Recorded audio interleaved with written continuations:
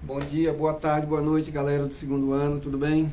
Estamos aqui presente, professor Albino, com a nossa aula de Sociologia, dando continuidade aos nossos trabalhos e falando de dois temas muito lindos, né? Que é educação e escola, né? Já iniciamos o nosso Meet, né? E vamos dar continuidade, né? Lembrando que a educação, né? É você transpor uma pessoa de um canto para outro, a pessoa que está num estado de pouco aprendizado para um estado de maior aprendizado, né? Conduzir a pessoa à luz, à iluminação mental, intelectual, né? E a escola é aquele espaço de socialização, de integração, de crescimento, né? A escola, sempre nós afirmamos que a escola é a nossa segunda casa, né? Então, a escola, na verdade, né, pessoal, ela é um espaço de socialização muito profundo, né? De relações de trocas, inclusive a gente lamenta um pouco, né? Por demais, assim, essa pandemia, no sentido de vocês, logicamente, estão próximos do aprendizado, né? Tá a internet, tá aí a gente ajudando na medida do possível, mas aquelas amizades, aquela interação do futebol, da arte, da música, né? Da proximidade, de fazer amigo, tudo isso contribui por demais para o crescimento e o engrandecimento de vocês enquanto pessoa humana. Por isso que a máxima na Constituição Federal da definição da educação é o quê?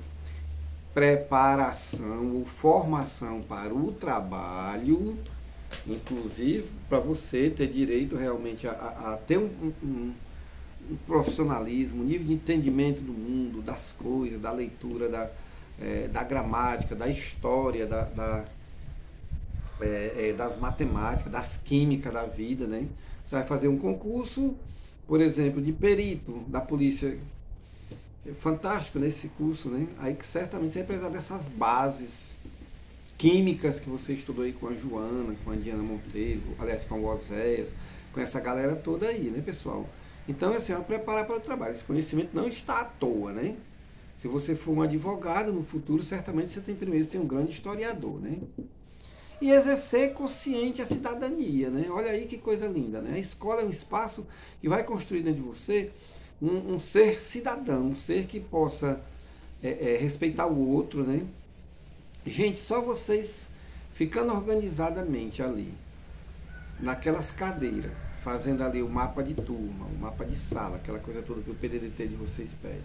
Você se organizar ali, obedecer horário, estar ali, turno manhã, tarde, mais de 500 alunos se interagem ali e tudo. Respeitando, não quebrando nada, respeitando os professores e tudo, os colegas, jogando futebol, fazendo a sua arte, etc, etc. Caminhando tudo direitinho, isso aí é uma formação, uma cultura de cidadania que você consegue arranjar. E que você consegue viver e que você consegue tornar uma sociedade mais justa, mais humana, mais igualitária. Quer um exemplo disso? É só tirar tudo isso de você, essa interação. Por exemplo, no Afeganistão, em que o pessoal tão preocupado que o Talibã voltou e as mulheres não têm nem direito a estudar, nem sequer têm direito a ir à escola, esse espaço de interação, de socialização. Então, essa atitude simples que a gente tem ali no dia a dia vai servir para quando você colocar um comércio, quando você estiver no ônibus, que você tem que dar o lugar para uma pessoa mais velha, que você vai jogar um futebol, um campeonato, você tem que obedecer as regras, tudo aquilo aí você aprende naquele espaço de interação social. Mas a escola, ela chama atenção que ela deve funcionar mesmo, porque nós estamos na sociedade do conhecimento, né, pessoal? A gente tem que ler, a gente tem que aprender as coisas, tem que estudar de maneira mais profunda, não porque a turma diz, eu não gosto de estudar, ou porque o professor exige demais, não, é porque a sociedade é do conhecimento, são 14 mil livros por dia editados. Ou você tem conhecimento ou você está fora, está à margem dessa sociedade. Porque não é a cobrança dos professores nem dos pais, não. É a coisa como funciona. E você não tem que estar longe dessa situação. Entendeu? Tem que aprender o inglês, tem que tirar uma carta de motorista, tem que aprender a ler o mundo, se tiver condições de viajar para conhecer, porque é a sociedade do conhecimento, é a sociedade do engrandecimento mental. Se você estivesse numa tribo indígena, 500 anos atrás aqui no Brasil, você fazendo um arco e flecha, pisando coloral no pilão, aprendendo a cozinhar e fazendo uma canoa, já estava bom. Se você estivesse na Grécia Antiga e você aprendesse apenas a ler e a falar em público, já estava bom. Mas hoje não, hoje são muitas coisas, né?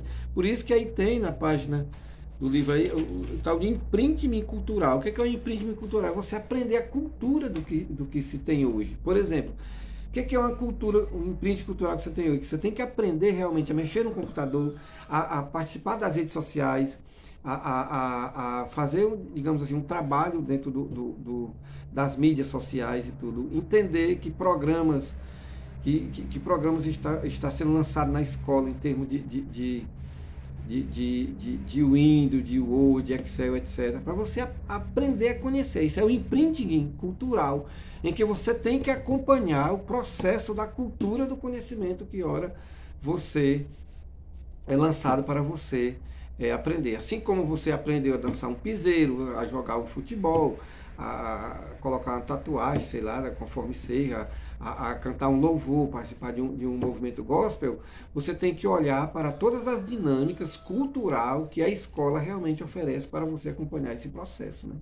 Para que você aprenda a conviver, para que você aprenda a conviver com o outro, respeitar o outro, coisa desse tipo, né? Isso serve para o seu campo profissional, né? Se você for um vendedor de loja, você tem que tratar bem as pessoas, trabalhar no hospital. Se você for um policial, você não tem que torturar o seu preso, né? Aprender a conviver, né? Aprender a ser, né? Você ser um médico, um advogado e tudo, tem que respeitar o humilde, né? Aprender a fazer, porque se você for um médico, você tem que ser 100% numa operação que você fizer, né? Se você for um mecânico, você tem que também ser 100%, o carro tem que sair consertado dali, né? E aprender, sobretudo, a aprender, sempre estar aprendendo com aquilo que a sociedade oferece, né? Então nós temos um sociólogo chamado Emile Durkheim, que ele diz que a educação hoje, né, ela tem que promover um estado físico, intelectual e moral que a sociedade exige, né? Às vezes o pessoal fica, eu vejo os meninos conversando e tudo, quem faz academia não faz, que vai ser bombado, que vai ser o bonequinho da pigona. Não, gente. Uma questão de uma prática esportiva é para manter o seu corpo sã, já que a sua mente está sã. Mente sã e corpo sã, né?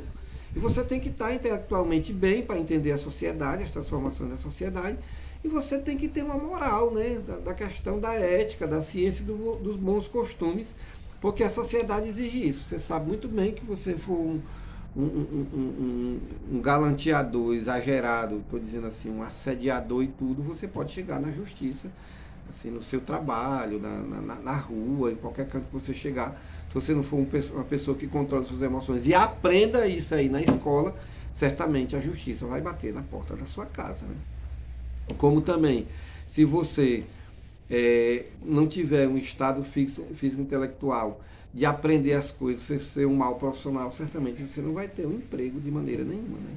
Então, segundo Durkheim, diz que a escola tem uma ação de controlar as pessoas, de controlar o povo, tem um controle social para que a sociedade se torne pacífica, igualitária, coisa assim. Se a sociedade pensa desse jeito, o Durkheim diz que a escola é quem faz ela dessa forma. Se a escola tivesse uma maneira diferente de ser, a escola também faria essa maneira também diferente de ser, tá ok, pessoal? Nessa educação presente, ela apresenta uma ambivalência, ela tem um estado dúbio. Ela é duas coisas ao mesmo tempo. Ambivalência quer dizer duas coisas que convivem ao mesmo tempo. É como se o preto convivesse com o branco, o claro com o escuro, não tendo pontos contraditórios, né? Porque a escola, a gente vive numa ligeireza danada, né?